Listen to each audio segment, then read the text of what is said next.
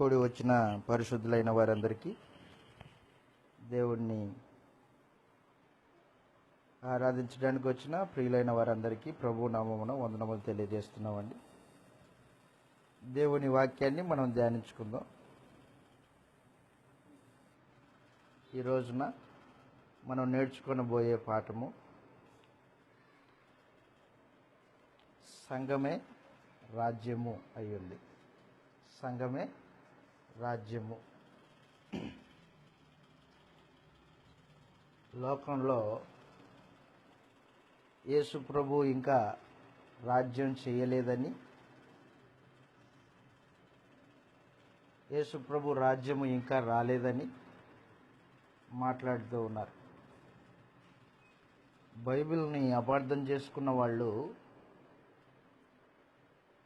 రాజ్యం రాలేదు అని మాట్లాడుతూ, యేసు ప్రభు రెండవసారి ప్రత్యక్షమైనప్పుడు రాజ్యాన్ని చేస్తాడు, ఆ రాజ్యము 1000 ఏండ్ల పరిపాలన అని మనుషులు మాట్లాడుకుంటూ ఉన్నారు. అది గ్రంథానికి బహుదూరంగా ఉన్న ఆలోచన విధానం. అది అపోస్తలులు పెంతెకోస్తు దినమున దేవుని పరిశుద్ధాత్మను పొందినప్పుడే రాజ్యము ప్రారంభించబడింది. పేతురు యొక్క ప్రసంగం చేత 3000 మంది బాప్తిస్మం పొందారు. ఈ 3000 మందితో సంఘము ప్రారంభించబడింది. సంఘమే రాజ్యమై ఉంది అనే సందేశము మనుషులకు అర్థం కాకుండా అపవాది మనుషుల్ని మోసగిస్తూ ఉంది. కాబట్టి మనం గ్రంథం తెరిచి సంఘమే రాజ్యము అని సందేశాన్ని మనం నేర్చుకోబోతూ ఉన్నాం. రాజ్యానికి రాజు క్రీస్తు ప్రభు, సంఘానికి శిరస్సు యేసు ప్రభు. కాబట్టి మనము రాజ్యము, దేవుని రాజ్యం, దేవుని రాజ్యం, సంఘము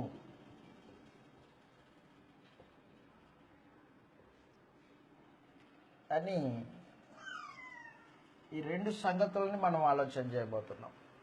వాస్తవానికి రాజ్యమన్నా సంఘమన్నా ఒకటే, కానీ లోకము దాన్ని వేరు చేసి చూస్తూ ఉంది.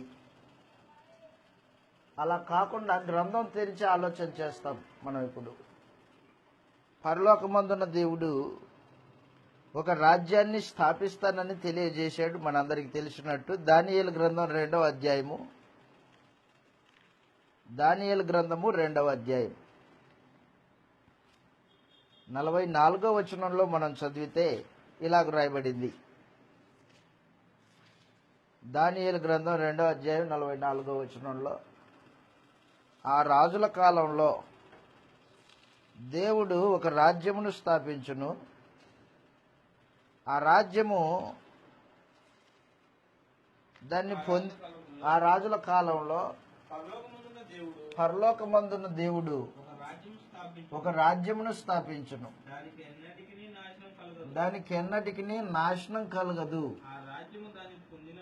ఆ రాజ్యము దాన్ని పొందిన వారికే తప్ప మరి ఎవరికి చెందదు అని చెప్పేశాడు. ఆ రాజ్యము దాన్ని పొందిన వారికి తప్ప మరి ఎవరికి చెందదు. దేవుడు స్థాపించే రాజ్యము అది సంఘమై ఉంది అనేది గ్రంథం యొక్క వాస్తవం. దేవుడు స్థాపించే రాజ్యము, ఆ రాజ్యానికి అంతం లేదు, శాశ్వతమైన రాజ్యం. అది శాశ్వతమైన రాజ్యానికి శాశ్వతమైన రాజు పరిపాలన ఉండాలా.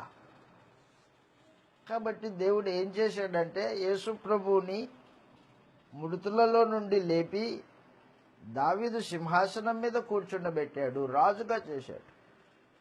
యేసు ప్రభువు రాజు అన్నమాట. దేవుని పక్షాన పరిపాలన చేసే రాజు. యెహెజ్కేలు గ్రంథంలో దేవుడు దావీదును పుట్టిస్తానని చెప్పాడు. యెహెజ్కేలు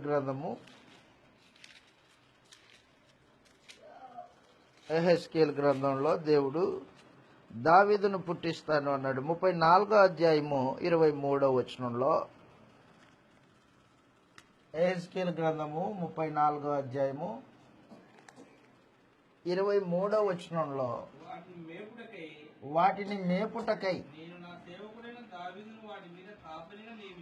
నేను నా సేవకుడైన దావీదును కాపరిగా నియమించుదును అని చెప్పాడు.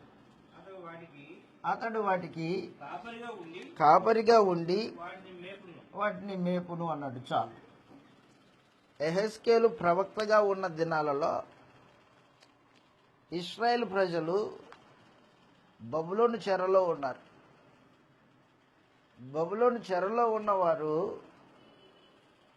వారికి యెహెజ్కేలు ప్రవక్త ద్వారా దేవుడు సందేశం ఇస్తున్నాడు అన్నమాట. చెదిరిపోయిన గొర్రెల్ని ఏకం చేసి దావీదు చేత వారిని మేపుతాను అన్నాడు. దావీదుని వారికి కాపరిగా నియమిస్తానని. అప్పటికే దావీదు చనిపోయి ఎన్ని కాలమైంది? దావీదు చనిపోయి సుమారు ఒక 500 సంవత్సరాల కాలం అయిపోయింది. అప్పటికే దావీదు చనిపోయి మట్టిలోకి వెళ్ళిపోయాడు. కానీ ఇప్పుడు దేవుడు ప్రవక్త ద్వారా ఏం తెలియజేస్తున్నాడు అనమాట? వాటిని మేపుటకై నేను నా సేవకుడైన దావీదును వాటి మీద కాపరిగా నియమించేదను. అతడు వాటికి కాపరిగా ఉండి వాటిని మేపును. యెహోవానైన నేను వారికి దేవుడనై ఉందును. నా సేవకుడైన దావీదు వారి మధ్య అధిపతిగా ఉండును. యెహోవానైన నేను మాట ఇచ్చి ఉన్నాను అన్నాడు. దేవుడు వారికి దేవుడై ఉంటాడంట. దావీదు వారికి అధిపతి అయి ఉంటాడంట. అధిపతి అంటే రాజు అన్నమాట. రాజు కాబట్టి దావీదు రాజు. ఈ దావీదు అనే మాట యేసుప్రభుకు సంబంధించిన మాట అన్నమాట. యేసుప్రభు రాజు. మరియ గర్భాన పుట్టినప్పుడే యేసుప్రభు రాజు అన్న సమాచారము తెలియజేయబడింది. లూకాసు వార్త 1వ అధ్యాయము 33వ వచనం మనం చదివితే, లూకాసు వార్త 1వ అధ్యాయం 33వ వచనంలో, లూకాసు వార్త 1వ అధ్యాయం 33వ వచనంలో,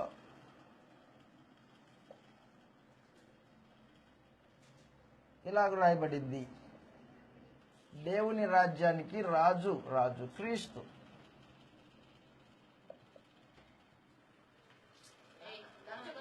లూకాసు వార్త 1వ అధ్యాయం 33వ వచనంలో దేవుని లేఖనము ఇలాగూ తెలియజేయబడింది మనకు. దేవదూత మరియతో మాట్లాడుతున్న మాట అన్నమాట అది.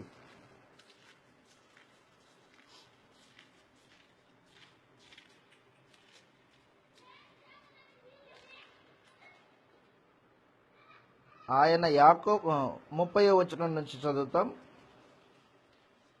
ఆమె ఆ మాటకు తొందరగా భయపడి ఈ శుభవచనం ఏమిటో అని ఆలోచించుకొని ఉండగా దూత, మరియా భయపడకుము, దేవుని వలన నీవు కృప పొందితివి, నీవు గర్భము ధరించి కుమారుణ్ణి కని ఆయనకి యేసు అని పేరు పెట్టుదువు. ఆయన గొప్పవాడై సర్వోన్నతుని కుమారుడు అనబడును. ప్రభువైన దేవుడు ఆయన తండ్రి అయిన దావీదు సింహాసనమును ఆయనకిచ్చును. అదనమాట, సింహాసనమును ఆయనకిచ్చును, ఆయన యాకోబు వంశస్థులను యుగయుగములు ఏలును అన్నాడు. ఆయన రాజ్యము అంతం లేనిదై ఉండునని ఆమెతో చెప్పాను. కాబట్టి క్రీస్తు ప్రభు యొక్క పరిపాలన అంతం లేనిది. దేవుని రాజ్యాన్ని పరిపాలించేవాడు క్రీస్తు ప్రభు. ఇర్మియా గ్రంథము 23వ అధ్యాయంలో దేవుడు తెలియజేసిన సందేశం. ఇర్మియా గ్రంథము 23వ అధ్యాయము 5వ వచనం మనం చదివితే, చిగురు, నీతి చిగురుని పుట్టిస్తాను అని చెప్పేశాడు. 23వ అధ్యాయము 5వ వచనంలో యెహోవా ఇలాగూ ఆజ్ఞ ఇచ్చుచున్నాడు. ఏమని? రాబో దినములలో నేను దావీదునకు నీతి చిగురును పుట్టించెదను, అతడు రాజై పరిపాలన చేయును, అతడు వివేకముగా నడుచుకొనుచు కార్యమును జరిగించు, భూమి మీద నీతి న్యాయములను జరిగించును అని చెప్పేశాడు. కాబట్టి ఇర్మియా ప్రవక్త ద్వారా దేవుడు తెలియజేసిన మాట, యేసుక్రీస్తు దావీదు సంతానంలో పుడతాడు, దావీదు సంతానంలో పుట్టి రాజై పరిపాలన చేస్తాడు. కాబట్టి దేవుని రాజ్యానికి రాజు ఎవరు అన్నమాట? యేసుక్రీస్తు. యేసుక్రీస్తు రాజు. ఈ రాజు కల్వరి శిలువలో ప్రాణం పెట్టి తన రక్తం చేత మనుషుల్ని కొంటాడు. ఎవరైతే యేసుప్రభు రక్తం చేత కొనబడిన వారు దేవుని రాజ్య ప్రజలు, దేవుని రాజ్య ప్రజలు అన్నమాట. రక్తం చేత కొనబడిన వారు దేవుని రాజ్య ప్రజలు. రాజు క్రీస్తు యేసు, ఆయన పరిపాలన చేసే అధికారి అయి ఉన్నాడు ఆయన. ఇర్మియా గ్రంథము మనం చదివిన మాట, యెషయా గ్రంథము 9వ అధ్యాయంలో, యెషయా గ్రంథము 9వ అధ్యాయం 6వ వచనంలో ఇలాగ రాయబడింది, ఏలయనగా మనకు శిశువు పుట్టెను, కుమారుడు అనుగ్రహింపబడెను. కుమారుడు అంటే రాజు అని అర్థం. మనకు కుమారుడు అనుగ్రహింపబడెను, అతని భుజముల మీద రాజ్యభారము ఉండును. ఆశ్చర్యకరుడు, ఆలోచనకర్త, బలవంతుడైన దేవుడు, నిత్యుడగు తండ్రి, సమాధానకర్తయగు ప్రభు, సమాధానకర్తయగు అధిపతి అని అతనికి పేరు పెట్టబడును అదన్నమాట. కాబట్టి యేసు ప్రభువు దేవుని రాజ్యానికి రాజు అన్నమాట, ఏలుబడి చేసేవాడు, రాజ్యానికి రాజు. అలాగుననే సంఘానికి శిరస్సు, సంఘమునకు శిరస్సు క్రీస్తు ప్రభు. శిరస్సు అధికారాన్ని సూచిస్తూ ఉంది, శిరస్సు అధికారానికి సూచిస్తూ ఉంది. యేసు ప్రభువు సంఘానికి శిరస్సు అయి ఉన్నాడు. కొలస్సీలకు రాసిన పత్రిక 1వ అధ్యాయము 18వ వచనంలో ఇలాగ రాయబడింది. కొలస్సీలకు రాసిన పత్రిక 1వ అధ్యాయం 18వ వచనంలో,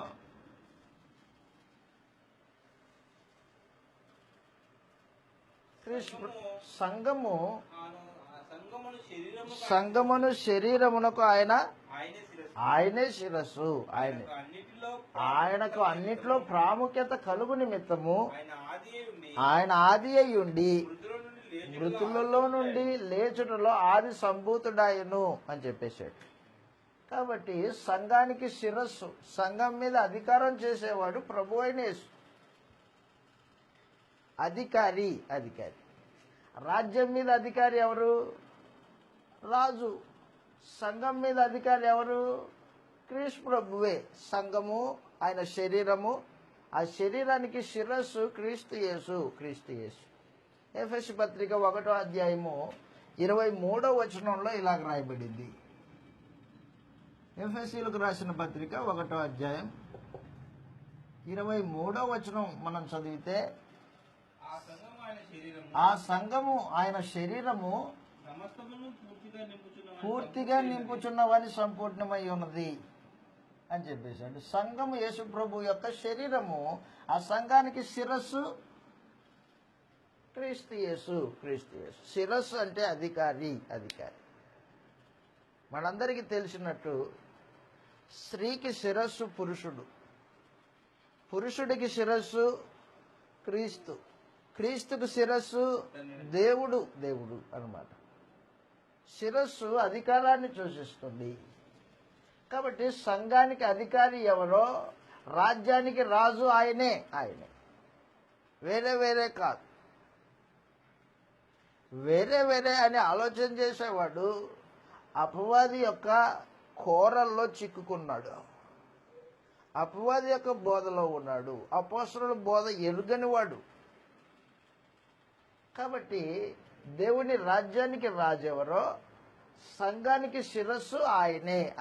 సంఘమే రాజ్యం, వేరు వేరు కాదు. మరొక సమాచారం మనం చదువుతాం.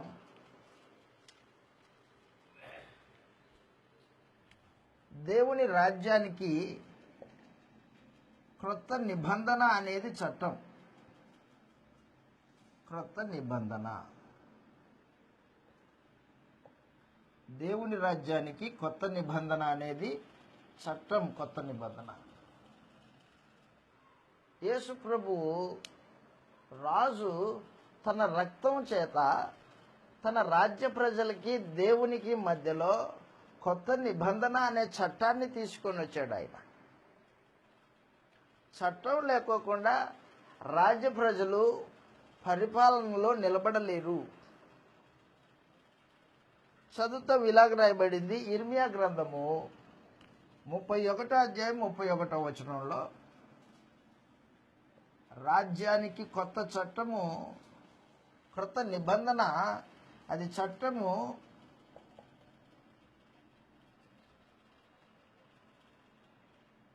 ఇర్మియా గ్రంథం 31వ అధ్యాయం 31వ వచనం మనం చదివితే ఇలాగూ తెలియజేయబడింది.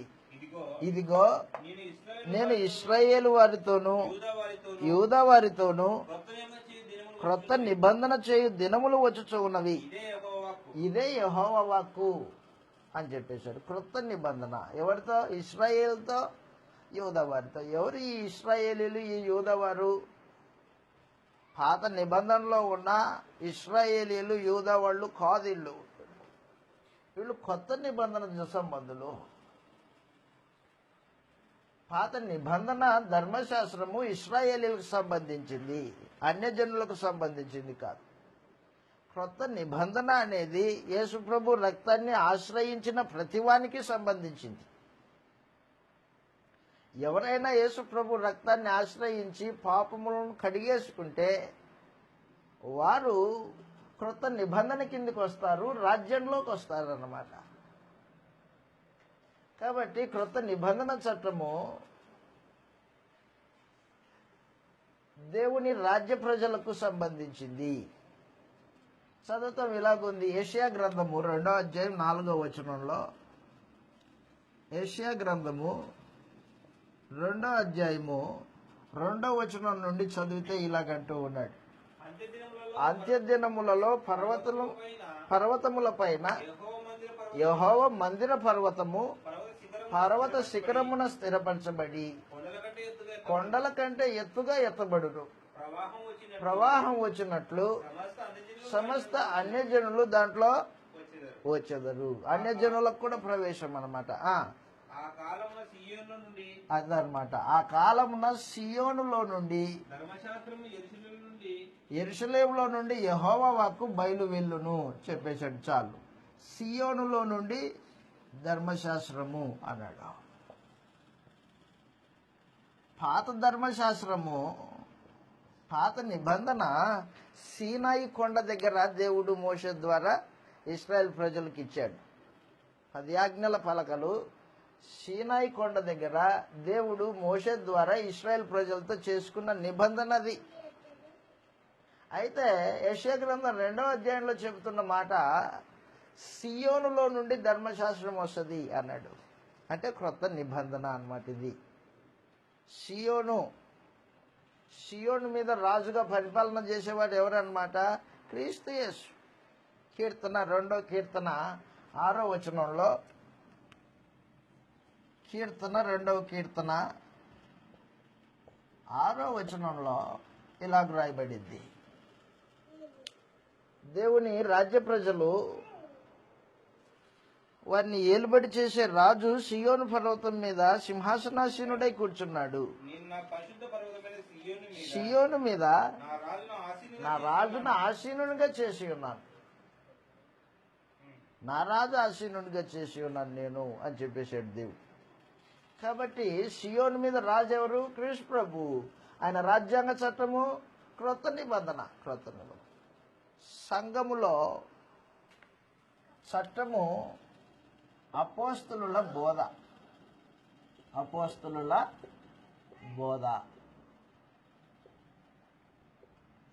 అపోస్తలుల బోధయే కొత్త నిబంధన చట్టం. సంఘము అపోస్తలుల బోధ చేత మనుషులు మార్పు చెంది సంఘముగా ఏర్పడతారు. యోహాను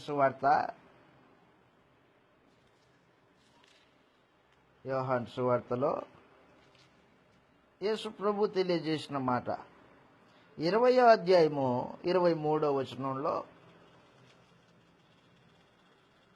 యోహాను సువార్త 20వ అధ్యాయం 23వ వచనంలో ఇలాగ రాయబడింది. మీరు ఎవరి పాపము క్షమింతురో అదనమాట, మీరు ఎవరి పాపములు క్షమింతురో అవి వారికి క్షమింపబడును. అవి వారికి క్షమింపబడును. ఎవరి పాపం మీరు నిలిచి ఉండని ఎవరి పాపములను మీరు నిలిచి ఉండనిత్తురో అవి నిలిచి ఉండునని అవి నిలిచి ఉండునని వారితో చెప్పాను. కాబట్టి అపోస్తలులు అధికారం పొందినవారు. అపోస్తలులు అధికారం పొందారు. వారి బోధ మనుషులు అంగీకరించితే సంఘ సభ్యులై ఉంటారు. పెంతెకోస్తు దినమున 3000 మంది బాప్తిస్మం పొందినప్పుడు అపోస్తలుడైన పేతురు పరిశుద్ధాత్మ ప్రేరణ చేత యేసు రాజయ్య ఉన్నాడు అని ప్రకటించాడు. దావీదు సంతానంలో పుట్టి ఆయన రాజు. 36వ వచనం మనందరికీ తెలిసినట్టు, మీరు సిలువేసిన ఈ యేసునే దేవుడు క్రీస్తుగాను ప్రభువుగాను నియమించను అని చెబితే అప్పుడు అక్కడున్న ప్రజలంతా హృదయంలో పొడవబడిన వారై మేమేం చేయాలి అని అడిగారు.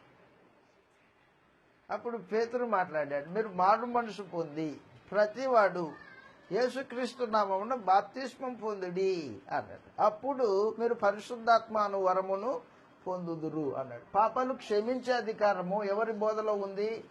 అపోస్తలుల యొక్క బోధలో ఉంది. అపోస్తలుల బోధ సంఘానికి చట్టముగా ఇవ్వబడింది. చదువుతాం, ఇలాగ రాయబడింది. కొరింథీయులకు రాసిన 2వ పత్రిక 3వ అధ్యాయము. కొరింథీయులకు రాసిన 2వ పత్రిక 3వ అధ్యాయము 1 నుంచి, మమ్మల్ని మేమే తిరిగి మెప్పించుకొన మొదలు పెట్టుచున్నామా? అదనమాట, కొందరికి కావలసినట్టు మీ యొద్దకైనను సిఫారసు పత్రికలు మాకు అవసరమా?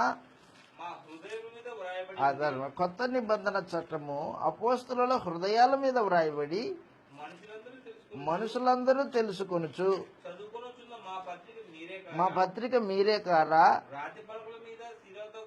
రాతి పలకల మీద సిరాతో గాని వ్రాయబడక మెత్తను హృదయములు అను పలకం మీద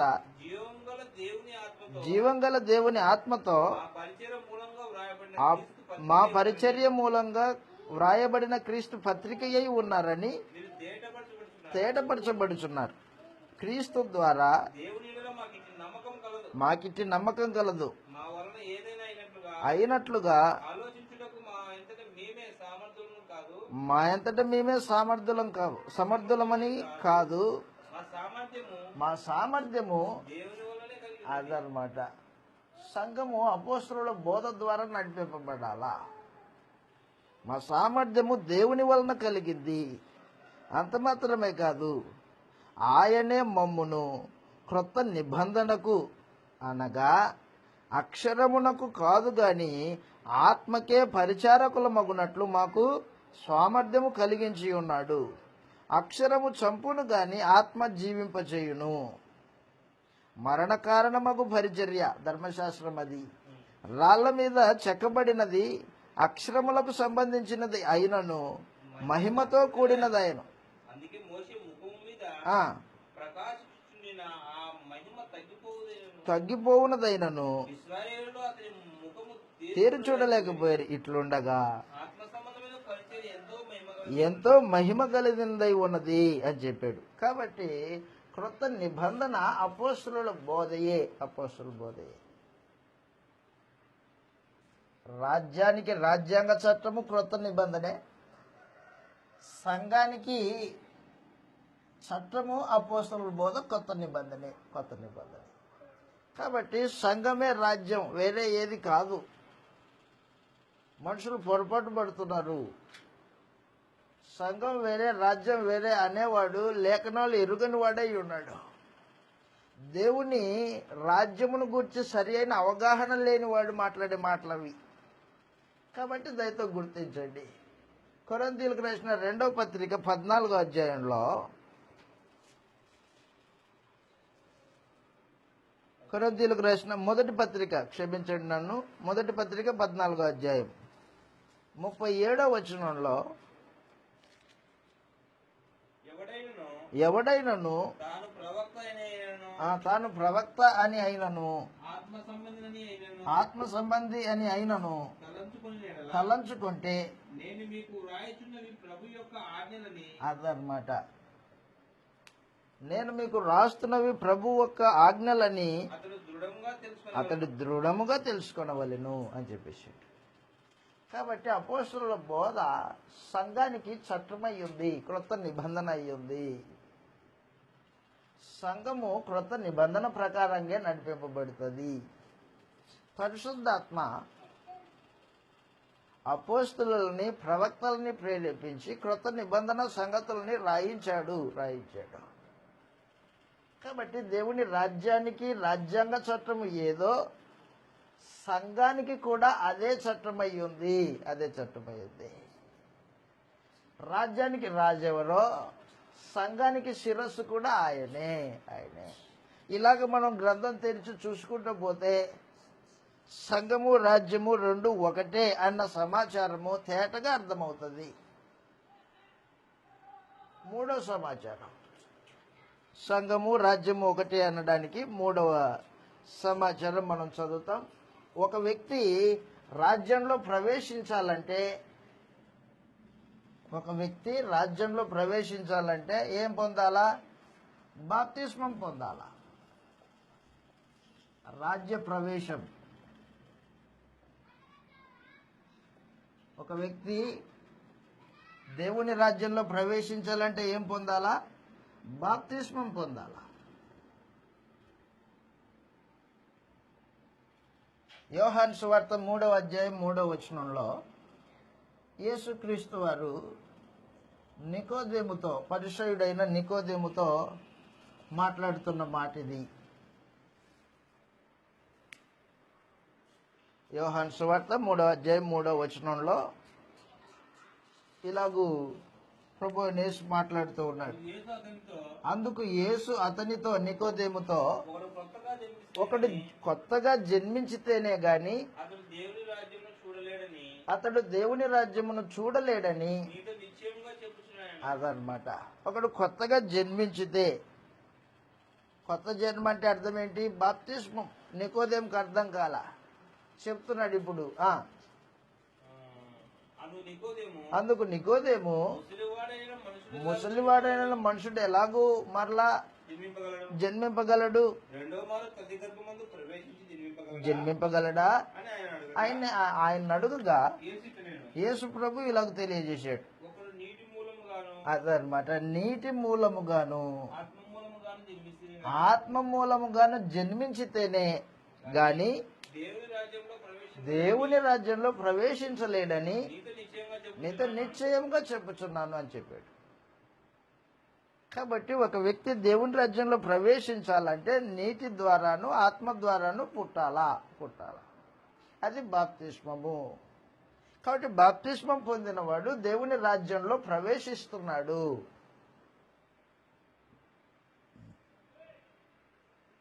అలాగుననే సంఘంలోకి ప్రవేశించేవాడు బాప్తిస్మమే పొందాలా అని చెప్పేసి. చదువుతాం, లేఖనాలు ఇలాగ రాయబడినాయి. అపోస్తల కార్యాలు 2వ అధ్యాయము 38వ వచనంలో సంఘంలో పేతురు సభ్యులు అవ్వాలంటే బాప్తిస్మమే పొందాలా. మీరు మారుమనసు పొంది అపోస్తల కార్యములు 2వ అధ్యాయము 38వ వచనంలో పేతురు మీరు మారు మనసు పొంది పాప క్షమాపణ నిమిత్తము ప్రతివాడు యేసుక్రీస్తు నామమున బాప్తిస్మము పొందుడి, అప్పుడు పరిశుద్ధాత్మను వరమును పొందుదురు. ఈ వాగ్దానం మీకును మీ పిల్లలందరికీ చెందునని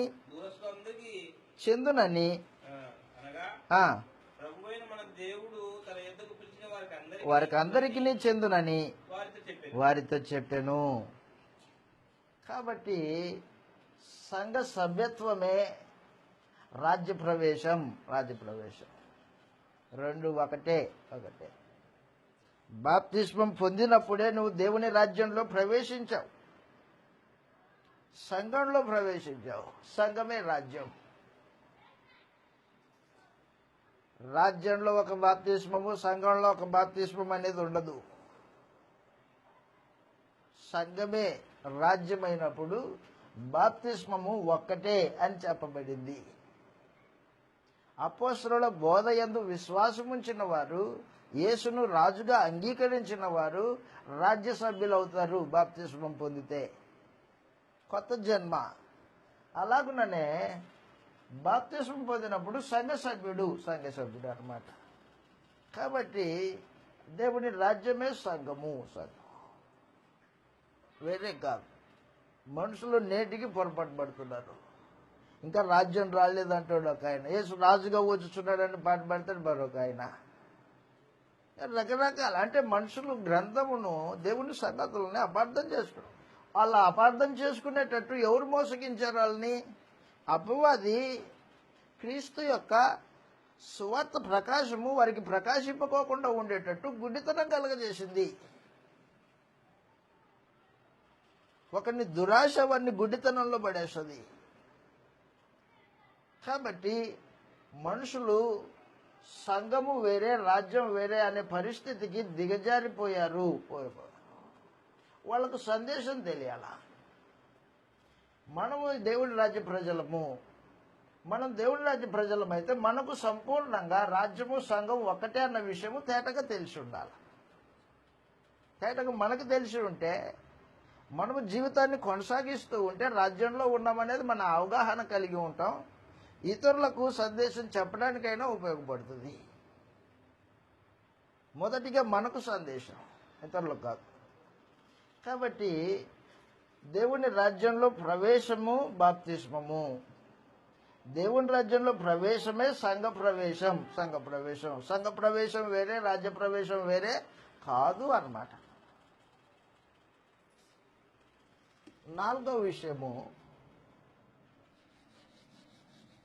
రాజ్యమునకు సంఘానికి.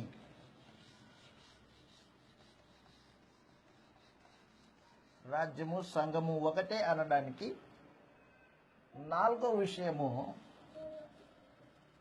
మనం ఆలోచన చేద్దాం. 4వ విషయము రాజ్య పౌరులు.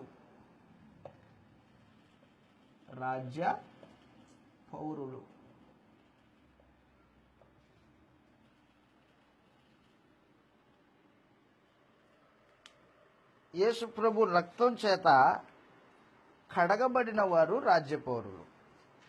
యేసు ప్రభు రక్తం చేత కడగబడిన వారు రాజ్య పౌరులు, దేవుని రాజ్యానికి పౌరులు అవుతారు. ప్రకటన గ్రంథం 1వ అధ్యాయము 6వ వచనంలో ఇలాగ రాయబడింది. ప్రకటన గ్రంథము 1వ అధ్యాయము 6వ వచనంలో 6వ వచనం, మనల్ని ప్రేమించుచు అదనమాట.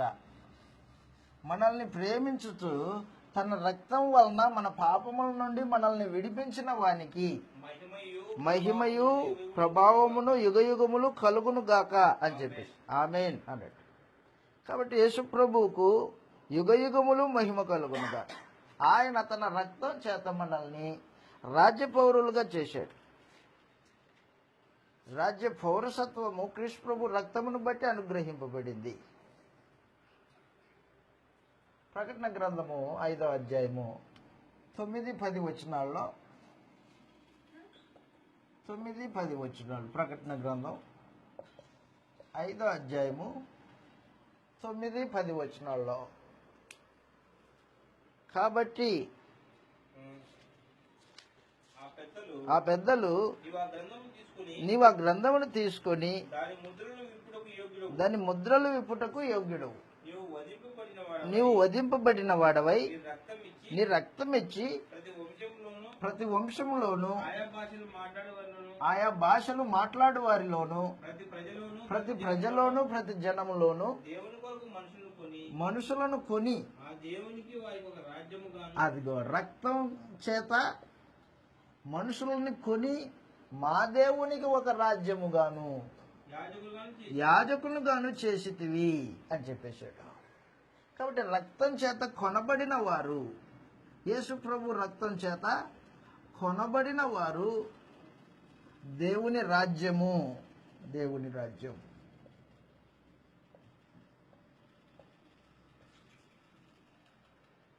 సంఘం దగ్గరికి వద్దాం. ఇప్పుడు సంఘంలో సభ్యుడు అవ్వాలంటే బాప్తిస్మం పొందాల. బాప్తిస్మంలో ఏం జరుగుతుంది? యేసు ప్రభు రక్తం చేత సంఘం ఏర్పాటు చేయబడింది. అపోస్తల కార్యములు 20వ అధ్యాయము 28వ వచనము.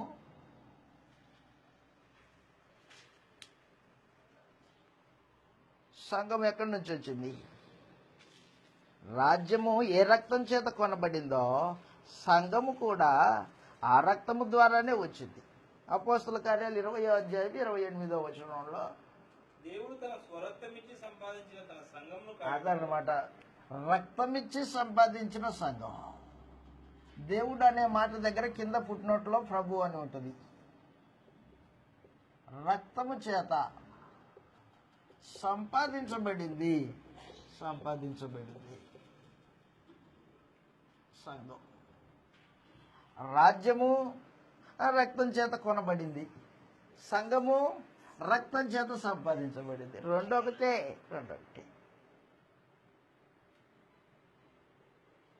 పేతురు గారు రాసిన మొదటి పత్రిక 2వ అధ్యాయము 9వ వచనం మనం చదివితే, క్రీస్తు ప్రభు యొక్క సంఘ సభ్యులు చీకటిలో నుండి వెలుగులోనికి వచ్చారు. ఆశ్చర్యకరమైన దేవుని వెలుగులోనికి వచ్చారు. దేవుని గుణాతిశయములను ప్రచురం చేయు నిమిత్తము రాజులైన యాజక సమూహమునై ఉన్నారు అని చెప్పాడు. అయితే చీకటిలో నుండి ఆశ్చర్యకరమైన తన వెలుగులోనికి మిమ్మును పిలిచిన వాని గుణాతిశయములను ప్రచురం చేయు నిమిత్తము ఏర్పరచబడిన వంశమును రాజులైన యాజక సమూహమును పరిశుద్ధ జనమును దేవుని సొత్తైన ప్రజలనై ఉన్నారు. ఒకప్పుడు ప్రజగా ఉండక ఇప్పుడు దేవుని ప్రజ అయితిరి. ఒకప్పుడు కనికరింపబడక ఇప్పుడు కనికరింపబడితిరి. ఒకప్పుడు దేవుని ప్రజ కాదు. చీకట్లో పాపంలో బ్రతుకుతున్నవాడు దేవుని ప్రజ కాదు, అపవాది ప్రజవాడు. ఎప్పుడైతే క్రీస్తు యేసునందు విశ్వాసం ఉంచాడో, రక్తంలో పాపాలు కడిగేసుకున్నాడో బాప్తిస్మంలో, అప్పుడు రక్తం చేత సంపాదింపబడిన సంఘంలో సభ్యుడవుతాడు, దేవుని ప్రజ అవుతాడు. రాజ్యంలో ప్రవేశించి రాజ్య సభ్యుడై రాజ్య పౌరుడై ఉండాలంటే రక్తం చేత కొనబడాలా. సంఘ సభ్యుడై ఉండాలంటే రక్తం చేత సంపాదించబడాలి. రెండు ఒకటే అన్నమాట.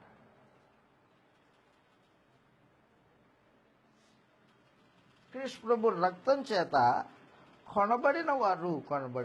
కొరింథీయులకు రాసిన మొదటి పత్రిక 3వ అధ్యాయంలో,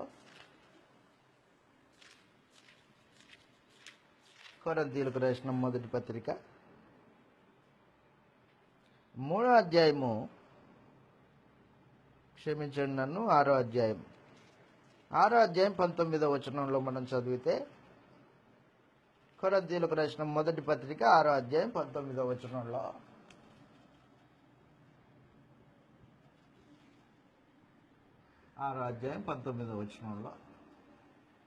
ఇలాగంటున్నాడు, మీరు మీ సొత్తు కాదు, విలువ పెట్టి కొనబడిన వారు. ఏం విలువ?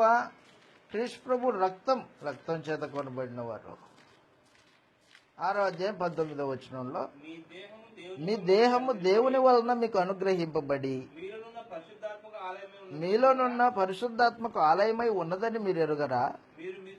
మీరు మీ సొత్తు కారు, విలువ పెట్టి కొనబడిన వారు గనుక మీ దేహముతో దేవుణ్ణి మహిమపరచుడి అని చెప్పేశాడు. కాబట్టి క్రీస్తు ప్రభు సంఘంలో సభ్యుడు దేహమును పవిత్రంగా ఉంచుకోవాల్సిన అవసరం ఉంది. దేహము ద్వారా దేవుణ్ణి మహిమపరచాలా. యేసు ప్రభు తన రక్తం చేత దేహాన్ని, ఆ మనుషుణ్ణి కొన్నాడు అన్నమాట. దేహము, ఒక క్రైస్తవుని యొక్క దేహము పరిశుద్ధాత్మకు ఆలయం, నిలయము. అది రక్తం చేత కొనబడింది అది. కాబట్టి రాజ్యపౌరులు ఏ రీతిగా అయితే రక్తం చేత కొనబడ్డారో, సంఘ సభ్యులు ఆ రీతిగానే రక్తం చేత సంపాదింపబడిన దేవుని ప్రజ అయి ఉన్నారు. 5వ విషయము, సంఘము, రాజ్య ప్రజలు యేసు ప్రభు రక్తం చేత విమోచింపబడిన వారు. రాజ్య ప్రజలు యేసు ప్రభు రక్తము చేత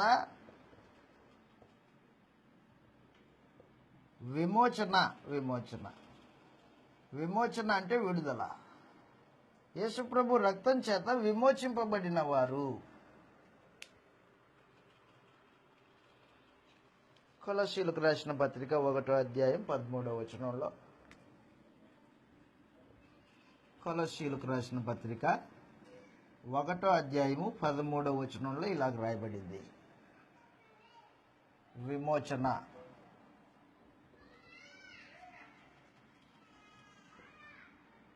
అంధకార సంబంధమైన అధికారం నుండి, ఆయన మనల్ని అంధకార సంబంధమైన అధికారం నుండి విమోచించి విడుదల చేసి తాను ప్రేమించిన తన కుమారుని యొక్క రాజ్య నివాసులుగా చేసెను. అది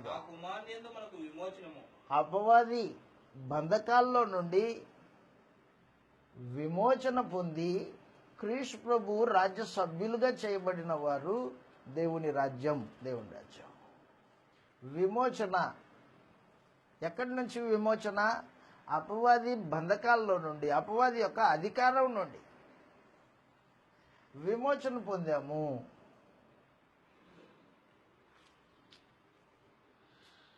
అపవాది అంధకార సంబంధమైన అధికారం నుండి మనల్ని విమోచించి తన కుమారుని యొక్క రాజ్య నివాసులుగా మనల్ని చేసెను అని చెప్పేశాడు. చేశాడా? చేస్తాడా? చేశాను, అయిపోయింది. ఒకడు ఎప్పుడైతే బాప్తిస్మం పొందాడో, యేసుని రాజుగా అంగీకరించి బాప్తిస్మం పొందాడో, అప్పుడే యేసు ప్రభు రక్తం చేత విమోచింపబడ్డాడు. అపవాది అధికారం కింద అతను లేడన్నమాట. సంఘం దగ్గరకు వస్తాం. సంఘం ఎలా విమోచింపబడింది? రోమీయులకు రాసిన పత్రిక 6వ అధ్యాయం, రోమీయులకు రాసిన పత్రిక 6వ అధ్యాయం 16వ వచనం నుండి మనం చదువుతాం. లేఖనాలు ఇలాగ రాయబడ్డాయి. రోమీయులకు రాసిన పత్రిక 6వ అధ్యాయం 16వ వచనంలో ఇలాగూ తెలియజేశాడు, మీరు లోబడుటకు దేనికి మిమ్మును మీరు దాసులుగా అప్పగించుకొందురో అది చావు నిమిత్తముగా పాపమునకే గాని నీతి నిమిత్తముగా అవిధేయతకే గాని దేనికి మీరు లోబడుదురో దానికే దాసులగుదురని మీరు ఎరుగరా? మీరు పాపమునకు దాసులై ఉంటిరి గాని, ఏ ఉపదేశ క్రమమునకు మీరు అప్పగింపబడితే అదనమాట, ఏ ఉపదేశ క్రమమునకు మీరు అప్పగింపబడితిరో దానికి హృదయపూర్వకంగా లోబడి హృదయపూర్వకంగా లోబడిన వారై, పాపం నుండి విమోచింపబడి అదనమాట. విమోచన ఎక్కడి నుంచి అనమాట? పాపం నుండి. పాపము నుండి విమోచింపబడి నీతికి నీతికి దాసులైతిరి. దేవుని స్తోత్రం. ఇందుకు దేవునికి స్తోత్రం అన్నాడు. కాబట్టి పాపము, మరణము, అపవాది వారి ముగ్గురు స్నేహితులు. పాపానికి మరణానికి అధికారి ఎవరన్నమాట? అపవాది. ఆదామవులు పాపం చేసినప్పుడు అపవాది అధికారం కిందికి వెళ్ళారు వాళ్ళు. ఇప్పుడు క్రీస్తు యేసునందు విశ్వాసం ఉంచిన వాడు పాపము నుండి విమోచింపబడ్డాడు, నీతికి దాసుడయ్యాడు, దేవుని ప్రజ అయ్యాడు. అపవాది అధికారంలో నుండి విడిపించబడి క్రీస్తు రాజ్య ప్రజ అయ్యాడు, రాజ్య సంబంధులు అన్నమాట. కాబట్టి సంఘమే దేవుని రాజ్యం అని చెప్పడానికి ఆధారాలు. మీరు వింటున్న ఈ సందేశము లోకంలో అనేక మందికి తెలియక పొరపాటు పడుతూ ఉన్నారు. రాజ్యము యేసు ప్రభు ప్రకటన చేత తెలియజేయబడి అపోస్తలులు పెంతెకోస్తు దినమున పరిశుద్ధాత్మ శక్తిని పొందినప్పుడే పేతురు యొక్క ప్రసంగం ద్వారా 3000 మంది బాప్తిస్మము పొందిన ద్వారా సంఘము ప్రారంభించబడింది, రాజ్యం ప్రారంభించబడింది. వారు క్రీస్తు ప్రభు రక్తం చేత విమోచింపబడిన వారు, పాపము నుండి విడుదల పొందిన వారు వాళ్ళు. కాబట్టి విమోచన పొందిన వారు విమోచన జీవితాన్ని అనుభవంతో తెలిసి నడుచుకోవాల్సిన అవసరం ఉంటుంది.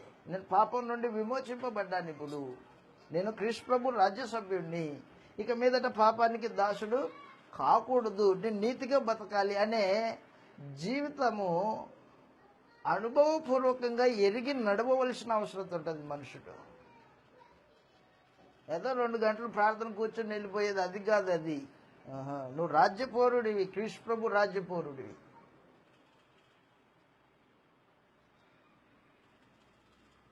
క్రీస్తు ప్రభు రాజ్యపౌరులు, క్రీస్తు ప్రభు యొక్క రాజ్యము, దాని యొక్క సరిహద్దులు ఒకసారి ఆలోచన చేస్తే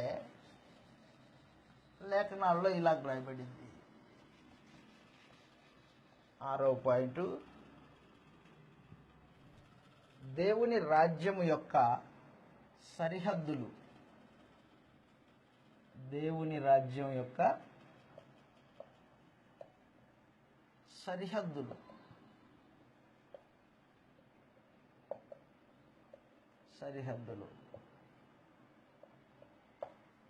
దేవుని రాజ్యము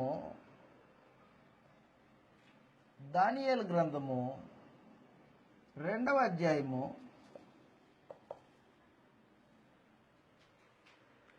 40వ వచనం నుండి మనం చదివినప్పుడు,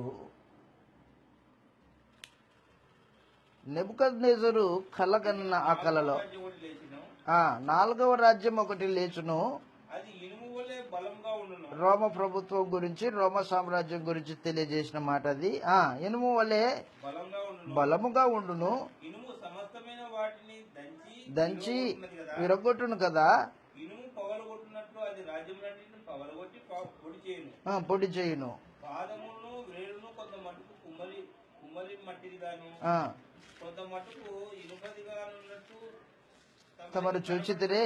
ఆ రాజ్యంలో భేదములను, రోమ రాజ్యంలో భేదాలు ఉంటాయని చెప్పాడు. అయితే ఇనుము బురదతో కలిసి ఉన్నట్టుగా కనబడను కనుక ఆ రాజ్యములో అలాగుండును. ఆ రాజ్యము ఇనుము వంటి బలముగల దేవుడును, పాదముల వేలు కొంత మట్టునకు ఇనుపవిగాను కొంత మట్టుకు మట్టిగాను ఉన్నట్టును, ఆ రాజ్యము ఒక విషయంలో బలముగాను ఒక విషయంలో నిరతంగాను ఉండును.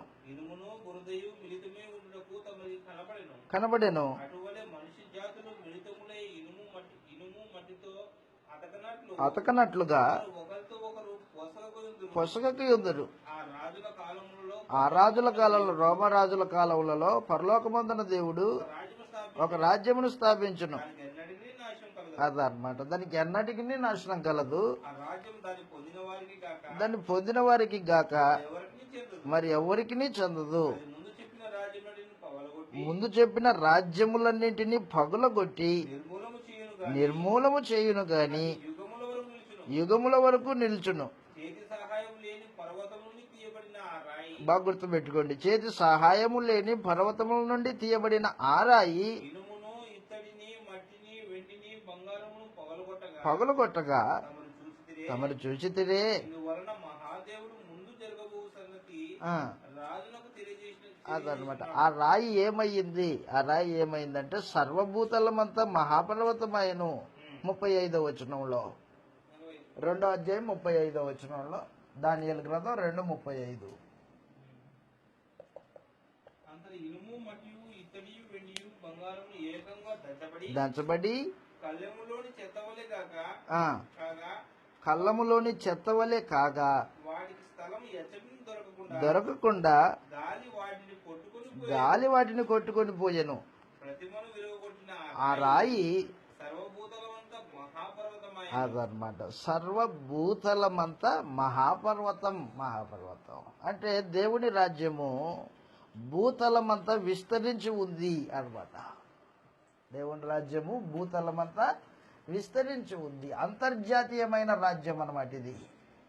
క్రీస్తు ప్రభు యొక్క రాజ్యము అంతర్జాతీయమైనది. ఇంటర్నేషనల్,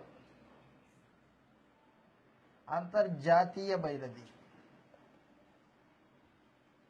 దాని సరిహద్దులు అంతర్జాతీయమైనవి. ప్రపంచమంతా విస్తరించిన రాజ్యము క్రీస్తు ప్రభు యొక్క రాజ్యం. అలాగుననే సంఘము కూడా భూలోకమంతా విస్తరించింది. దానికంటే ముందు దానియేలు గ్రంథం 7వ అధ్యాయం, దానియేలు గ్రంథం 7వ అధ్యాయం. యేసు ప్రభు యొక్క రాజ్య పరిపాలన భూలోకమంతటా 13వ అధ్యాయము 7వ అధ్యాయము 13వ వచనంలో ఇలాగ తెలియజేయబడింది. దానియేలు గ్రంథం 7వ అధ్యాయం 13వ వచనంలో, రాత్రి కలిగిన దర్శనములను రాత్రి కలిగిన దర్శనాలని నేను ఇంకా చూచుచుండగా నేను ఇంకా తేరి చూచుచూ ఉండగా ఆకాశ మేఘారుడై ఆకాశ మేఘారుడై మనుష్య కుమారుని పోలిన ఒకడు మనుష్య కుమారుని పోలిన ఒకడు వచ్చి వచ్చి ఆ మహావృద్ధుడగు వాడి సన్నిధిలో ప్రవేశించి ఆయన ఆయన సముఖమునకు తేబడెను. సకల జనులను అదనమాట. ఆ మాట అంటలం చేసు. సకల జనులు, ఆయా రాష్ట్రములను, ఆయా భాషలు మాట్లాడువారును ఆయన సేవించినట్లు యేసు ప్రభుని సేవించేటట్లు ప్రభుత్వమును మహిమను ఆధిపత్యమును ఆధిపత్యమును ఆయనకి ఆయనకి ఇవ్వబడింది. ఆయన ప్రభుత్వం శాశ్వతమైనది. శాశ్వతమైనది, అదన్నిటిని తొలగిపోదు. అది ఎన్నటికీ తొలగిపోదు. ఆయన రాజ్యం ఎప్పుడూ లయం కాదు అని చెప్పేశాడు. కాబట్టి క్రీస్తు ప్రభు యొక్క పరిపాలన అంతర్జాతీయమైనది. ఆయన రాజ్యపు సరిహద్దులు అంతర్జాతీయమైనవి అన్నమాట. దేవుని రాజ్యము ఎక్కడుందని చెప్తావు? ఎక్కడైతే క్రీస్తు ప్రభు పరిపాలన సాగుతుందో, ఎక్కడైతే యేసు ప్రభు రక్తం చేత కొనబడిన ప్రజలు ఉంటారో అక్కడే దేవుడి రాజ్యం. అదే దేవుడి రాజ్యం, అదే సంఘం. కాబట్టి సంఘం వేరే, రాజ్యం వేరే కాదు. మత్తయి సువార్త యేసు ప్రభు తిరిగి లేచిన తర్వాత అపోస్తలులకు ఆజ్ఞాపిస్తూ ఇలాగ తెలియజేశాడు. మత్తయి సువార్త సంఘము 28వ అధ్యాయము 18వ వచనం నుండి చదువుతాను లేఖనాలు. యేసు ప్రభు తిరిగి లేచిన తర్వాత అపోస్తలులతో మాట్లాడుతూ ఉన్నాడు. అయితే యేసు వారి యొద్దకు వచ్చి, పరలోకమందును పరలోకమందును భూమి మీదను నాకు సర్వాధికారం ఇవ్వబడి ఉన్నది. కాబట్టి మీరు వెళ్ళి సమస్త జనులను శిష్యులుగా చేయుడి. సమస్త జనుల్ని శిష్యులుగా చేయుడి. తండ్రి యొక్కయు కుమారుని యొక్కయు తండ్రి యొక్కయు కుమారుని యొక్కయు పరిశుద్ధాత్మ యొక్కయు నామములోనికి నామంలోనికి వారికి బాప్తిసము ఇచ్చుచు, వారికి బాప్తిస్మ ఇచ్చుచు, నేను మీకు ఏ ఏ సంగతులు ఆజ్ఞాపించుతునో వాటినన్నిటినీ గైకొనవలనని అదనమాట. సమస్త జనులు ఆయా రాష్ట్రాల్లో ఉన్నవారు, ఆయా భాషల మాట ఎవరైనా కానీ నా అధికారం కిందికి రావాలి. కృష్ణప్రభు అధికారం కిందికి రావాలి. కృష్ణప్రభు అధికారం కిందికి వచ్చిన సమస్త జనులు సంఘమై ఉన్నారు. సంఘం అపోస్తలుల బోధ చేత నడిపింపబడేదై ఉంది. కాబట్టి సంఘమే దేవుని రాజ్యం అనే సందేశము దేవుడు తన గ్రంథంలో పలు విధాలుగా వివరించాడు. కాబట్టి పొరపాటు పడవలసిన అవసరం లేదు. రాజ్యం వస్తుంది అని ఎదురు చూసేవాడు లేఖనాలను అపార్థం చేసుకొని జీవితాన్ని ముగించుకుంటాడు. రాజ్యం యొక్క వాతావరణం ఎరుగక ఏ భక్తి పేరిట మోసపోతాడు.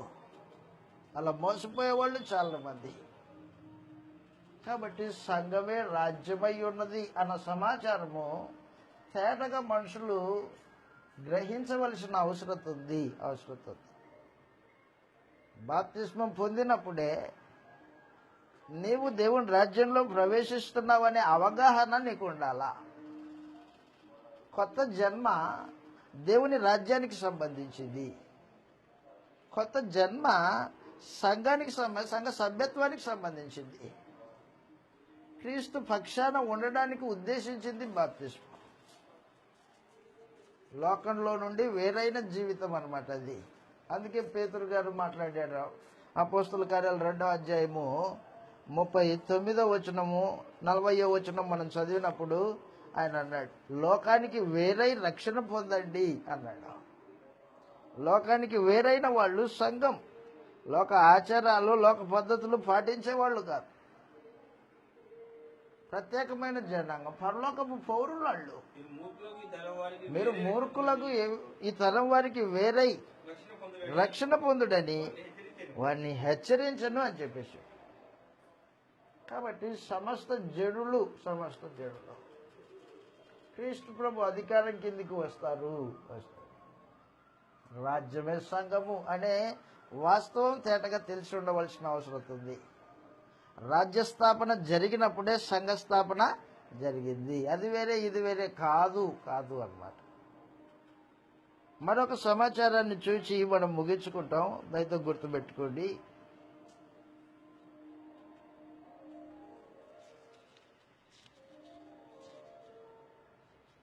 దేవుని రాజ్యం యొక్క కాల పరిమితి. దేవుని రాజ్యం యొక్క కాల పరిమితి.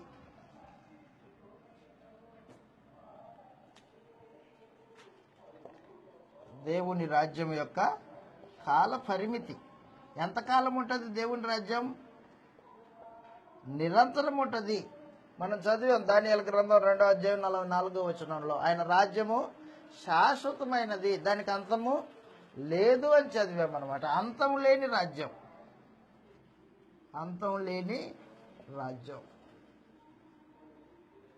సంఘము అంతం లేనిదే, అది కరెక్ట్. సంఘము అంతం లేనిది, అర్థం. నాశనం లేదు సంఘానికి. సంఘము యేసు ప్రభు రెండవసారి ప్రత్యక్షమయ్యేంత వరకు భూమి మీద ఉంటుంది. యేసు ప్రభు ప్రత్యక్షమైన తర్వాత ఆయనతో పాటు పరలోకంలో ఉంటుంది. అంతం లేని సంఘం అన్నమాట ఇది. తెస్సలోనికీయులకు రాసిన మొదటి పత్రిక 4వ అధ్యాయము 13వ వచనం నుండి చదువుతాం. తెస్సలోనికీయులకు రాసిన మొదటి పత్రిక 4వ అధ్యాయము 13వ వచనం నుండి మనం లేఖనాలను చదివితే, సహోదరులారా, తెస్సలోనికీలో ఉన్న సంఘానికి రాస్తున్నాడు ఉత్తరం. నిరీక్షణ లేని ఇతరుల వలె మీరు దుఃఖపడకుండా నిమిత్తము నిద్రించుచున్న వారిని గూర్చి మీకు తెలియకుండా నాకు ఇష్టం లేదు. యేసు మృతి పొంది తిరిగి లేచునని మనం నమ్మిన ఎడల అదే ప్రకారము యేసునందు నిద్రించిన వారిని దేవుడు ఆయనతో కూడా వెంట పెట్టుకొని వచ్చును. బట్టి మేము ప్రభు మాటను బట్టి మీతో చెప్పున్నదేమనగా ప్రభు రాకడ వరకు సజీవులుగా నిలిచి ఉండు మనము నిద్రించిన వారి కంటే ముందుగా ఆయన సన్నిధి చేరము. ఆర్భాటంతోనూ ప్రధాన దూత శబ్దముతోనూ దేవుని బూరతోనూ పరలోకం నుండి ప్రభు దిగి వచ్చును. క్రీస్తునందు ఉండి మృతులైన వారు మొదట లేదురు. ఆ మొదట సజీవులమై నిలిచి ఉండు మనము వారితో కూడా ఏకముగా ప్రభువుని ఎదుర్కొనుటకు కొనిపోబడదుము. కాగా సదాకాలము ప్రభుతో పాటు ఉందుము అదనమాట. కాబట్టి మీరు ఈ మాటల చేత ఒకరినొకరు ఆదరించుకోండి అని చెప్పాడు. చాలు. కాబట్టి సంఘము యేసు ప్రభు రెండవసారి ప్రత్యక్షమయ్యేంత వరకు భూమి మీద ఉంటుంది. ఒకవేళ విశ్వాసం కలిగి చనిపోతే నీవు నిద్రిస్తున్నావు, విశ్రాంతిలో ఉన్నావు. నిద్రపోతున్నవాడు యేసుప్రభు వచ్చినప్పుడు సమాధిలో నుండి లేపుకుంటాడు, పైకి లేపి పద మన ఇంటికి వెళ్దాం అంటాడు.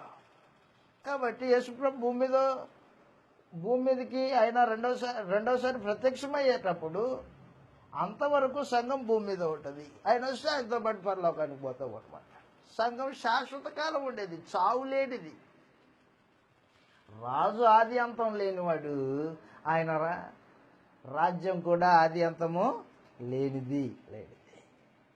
కాబట్టి క్రీస్తు ప్రభు సంఘమే రాజ్యమయ్యింది. రాజ్యం వేరే, సంఘం వేరే కాదు. చివరిగా ఒక మాట చెప్పి నేను ముగించేస్తాను. మనుషులు పొరపాటు పడుతున్న ఒకటి ఏంటంటే, అంత్య దినాలు కదా అంటాడు. అంత్య దినాలు అనగానే ఈ ప్రపంచానికి అంత్య దినాలు అనుకుంటాడు మనిషి,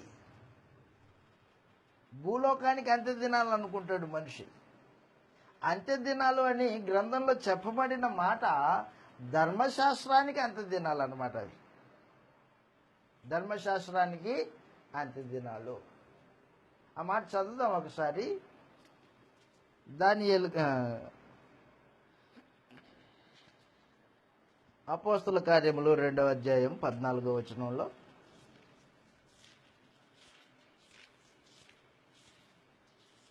దానికంటే ముందు దానియేలు గ్రంథం 2వ అధ్యాయం. మనం ఇందాక చదివిన మాటల్లో నెబుకద్నెజర్కి వచ్చిన కలలో దానియేలు దాని భావం చెప్పిన తర్వాత ఇలాగంటున్నాడు. 45వ వచనం చదువుతాం ఒకసారి. 2వ అధ్యాయం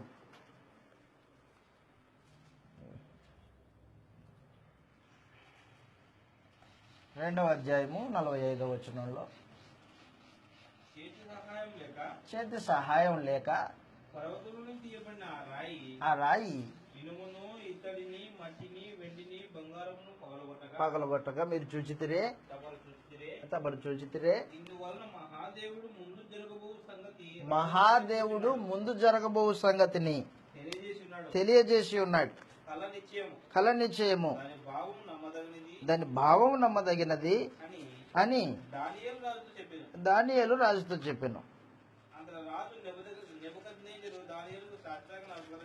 అంత్య దినములలో జరగబోయేదాన్ని దేవుడు నీకు చూపించాడు. అంత్య దినములలో జరగబోయేదాన్ని దేవుడు నీకు చూపించాడు. కళలో తెలియజేశాడు అని చెప్తూ ఉంటాడు. దానియేలు గ్రంథం 2వ అధ్యాయంలో అంత్య దినములలో జరగబోయేదాన్ని దేవుడు నీకు తెలియజేశాడు అనే మాట.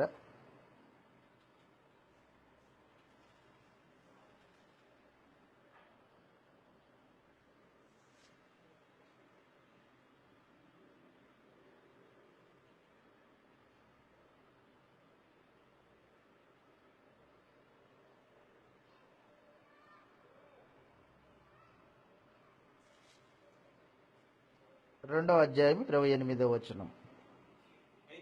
అయితే మర్మములను బయలుపరచగల దేవుడు ఒకడు అదనమాట. మర్మములను బయలుపరచగలిగిన దేవుడు పరలోకమందు ఉన్నాడు. అంత్య దినముల యందు కలగబోవు దానిని ఆ రాజుకు నెబుకద్నెజరునకు తెలియజేసను. అంత్య దినాలు, అంత్య దినాలు, అంత్య దినాలు, అంత్య దినాలు అనే ఈ మాట క్రొత్త నిబంధన ప్రారంభ దినాలు. క్రొత్త నిబంధన ప్రారంభ దినాలు. దేవుని రాజ్యము స్థాపింపబడే దినాలు. దేవుని రాజ్యము స్థాపించబడే దినాలు.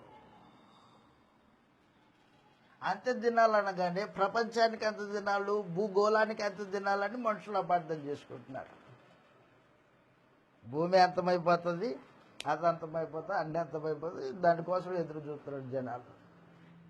అంత్య దినాలంటే ప్రపంచానికి అంత దినాలు కాదు, ఇది ధర్మశాస్త్రానికి అంత దినాలు, పాత నిబంధనకు అంత దినాలు, క్రొత్త నిబంధన ప్రారంభ దినాలు, దేవుని రాజ్యము స్థాపింపబడే దినాలు. అంత్య దినాలంటే అంత్య దినములలో జరగబోయే దాన్ని దేవుడు నీకు కళ ద్వారా తెలియజేశాడు రాజా అని చెప్పాడు అనమాట. చదువుతాం మరొక మాట. యెషయా గ్రంథం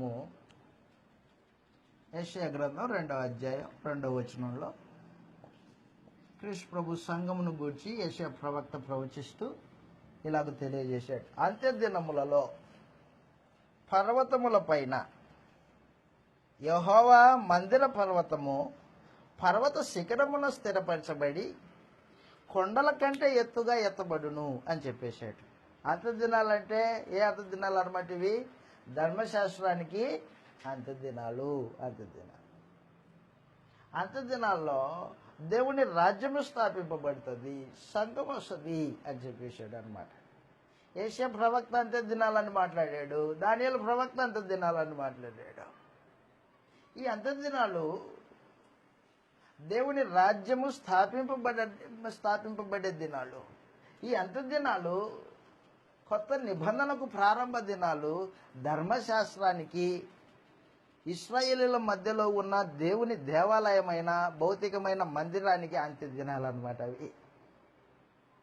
క్రీస్తు శకం 70లో యెరూషలేం సంపూర్ణంగా నాశనం చేయబడింది. క్రీస్తు శకం 70తో సంపూర్ణంగా అంత్య దినాలకి ముగింపు అయిపోయింది అనమాట. కాబట్టి అంత్య దినాలు అనగానే పొరపాటు పడవలసిన అవసరం లేదు. అపోస్తల కార్యములు 2వ అధ్యాయంలో యోవేలు ప్రవక్త తెలియజేసిన మాటను పరిశుద్ధాత్ముడు తెలియజేస్తున్నాడు. మరలా ఇప్పుడు 2వ అధ్యాయం 14వ వచనం. అపోస్తల కార్యములు 2వ అధ్యాయం 14వ వచనంలో పెంతెకోస్తు దినమున పరిశుద్ధాత్ముడు అపోస్తలులలోకి ప్రవేశించి వారి ద్వారా మాట్లాడుతూ ఉన్నాడు. 2వ అధ్యాయం 14వ వచనంలో, అయితే పేతురు ఆ 11తో కూడా లేచి బిగ్గరగా వారితో ఇట్లా నేను, యూదయ మనుషులారా, యెరూషలేములో కాపురమున్న సమస్త జనులారా, ఇది మీకు తెలియను కాక, చెవి ఎగ్గి నా మాట వినండి. మీరు ఊహించినట్టు వీళ్ళు మక్తులు కాదు, పొద్దు పొడిచి జామైనను కాలేదు. యోవేలు ప్రవక్త ద్వారా చెప్పబడిన సంగతి ఇదే. ఏమంటే అదనమాట, అంత్య దినముల యందు మనుషులందరి మీద నా ఆత్మను కుమ్మరించేదను, మీ కుమారులు కుమార్తెలు ప్రవచించేదరు, నీ యవ్వనులకు దర్శనము కలుగును, కలలు కందురు, కుమ్మరించదునని గనుక వారు ప్రవచించారు. కాబట్టి అపోస్తలులు పరిశుద్ధాత్మను పొందే సందర్భం గురించి యోవేలు ప్రవక్త ద్వారా దేవుడు ముందే తెలియజేసిన మాట అన్నమాట అది. కాబట్టి అంత్య దినములలో పరిశుద్ధాత్మ యవనస్తుల మీద దిగి వస్తుంది అని చెప్పాడు. అది అపోస్తల కార్యాలు 2వ అధ్యాయం ప్రారంభం నుండి మనం చదివినప్పుడు పరిశుద్ధాత్మ పరలోకం నుండి అపోస్తలుల మీదకి దిగొచ్చాడు. దేవుడి శక్తిని పొందారు. కాబట్టి అంత్య దినములు ధర్మశాస్త్రానికి అంత్య దినాలు, క్రొత్త నిబంధనకు ప్రారంభ దినాలు, దేవుని రాజ్యానికి ప్రారంభ దినాలు, సంఘానికి ప్రారంభ దినాలు అన్నమాట అవి. కాబట్టి సంఘం అంతం లేనిదై ఉంది, అంతం లేనిదై ఉంది. కాబట్టి సంఘమే రాజ్యము. రాజ్యం వేరే, సంఘం వేరే కాదు. మనం చదివిన లేఖనాలు మొట్టమొదటిగా దేవుని రాజ్యానికి రాజు క్రీస్తు యేసే, సంఘానికి శిరస్సు క్రీస్తు యేసే. 2, క్రొత్త నిబంధన చట్టము రాజ్యానికి రాజ్యాంగ చట్టం అయితే, క్రొత్త నిబంధన చట్టం అపోస్తలుల బోధ సంఘానికి చట్టం అయ్యింది. 3, రాజ్యంలో ప్రవేశించాలంటే బాప్తిస్మం పొందాలా, నీటి మూలంగాను ఆత్మ మూలంగాను పుట్టాలా. అలాగనే సంఘంలో ప్రవేశించాలంటే బాప్తిస్మం పొందాలా. 4, వారు రాజ్య పౌరులు, సంఘము సంఘ సభ్యులు. రాజ్య పౌరులు కావాలంటే ఏం జరగాల? యేసుప్రభు రక్తం చేత కడగబడాల, కొనబడాల. సంఘ సభ్యులైతే యేసుప్రభు రక్తం చేత సంపాదించబడాలి. రెండొకటే. కాబట్టి ఎటు చూసినా సంఘమే రాజ్యము, రాజ్యమే సంఘమై ఉన్నది. అయితే మనం ఇప్పుడు ఏమై ఉన్నామన్నమాట? దేవుని రాజ్య ప్రజలమై ఉన్నాము. దేవుని రాజ్య ప్రజలు విమోచింపబడిన వారు, పరలోకపు పౌరులు. పరలోకంలోకి వెళ్ళడానికి క్రీస్తు యొక్క పరిపాలన కింద జీవితాన్ని కొనసాగించేవారము. అలాగున్నాము మనము అనేది ప్రశ్న. మంది లోకం కాదు. మన రాజు వేరే, మన రాజ్యాంగ చట్టం వేరే, మన జీవన శైలి వేరే, మన బ్రతుకులు వేరే. లోకం పోకులాడినట్లు పోకులాడేవాడు దేవుడి రాజ్యపు సంగతులు ఎరుగనివాడు. లోకస్తుల్లాగా ధన సంపాదన కొరకు పోకులాడేవాడు దేవుడిని ఎరుగనివాడు. ఎందుకంటే దేవుడిని ఎరిగిన వాడికి పరలోక పౌరసత్వం ఉంది. పరలోక పౌరుడు పరలోకంలో ఆస్తికి కర్త. దేవుడు మనల్ని పరలోకపు ఆస్తికి వారసులుగా చేశాడు అనమాట. రాజ్యపౌరులు పరలోకానికి రాజ్యపౌరులలో. కాబట్టి ఆ రీతిగా మనం ఆలోచన చేసుకొని దేవుడి రాజ్య ప్రజలమై ఉన్నామని గుర్తించిన వారమై ఆ రీతిగా జీవిత విధానాన్ని గడపవలసిందిగా ప్రేమతో మనవి చేస్తూ ఉన్నాను. మన రాజు పాపం లేనివాడు, మరణం లేనివాడు. మనం కూడా పాపం లేని వారమై, మరణం లేని వారమై జీవితాన్ని కొనసాగు. మరణం లేదు మనకు. శరీరానికి మరణం ఉంది, మనకు మరణం లేదు. అది నీ అంటుంది. మన ఆత్మకు మరణం లేదు. కాబట్టి నిత్యత్వము దేవునితో పాటు గడపడానికి దేవుని రాజ్యంలో స్థిరముగా నిలిచి బ్రతకవలనని ప్రేమతో మనవి చేస్తే మాటలు ఇంతటితో ముగించేస్తున్నాను. ఓపికగా ఉన్న మీ అందరికీ ప్రభునామమున వందనములు.